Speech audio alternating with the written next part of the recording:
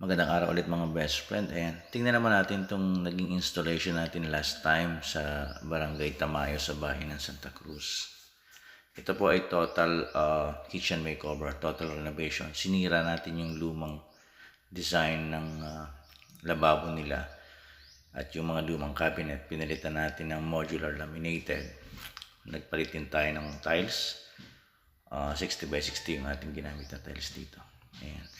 Yung black po na nakikita natin, yun po yung tinatawag natin na continuous handle. Yan po, yan. Ito naman yung condiments rack.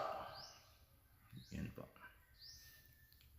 Ito naman yung wire basket, pull-out wire basket, yung lagay ng mga pinggan, mga plato. Marami pong sizes yan, depende po sa kung ano yung babagay dun sa laki ng ating kusina. Then, ito po yung tatlong drawer, utensil drawer. Pwede nyo pong lagyan ng mga utensil organizer sa loob ng drawer natin.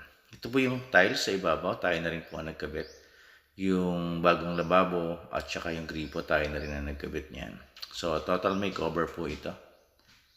Yan, naglagay tayo sa ibabaw ng open shelves para sa mga display.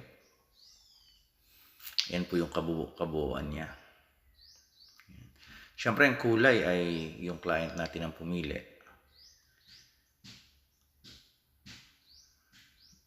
Maraming salamat po. God bless.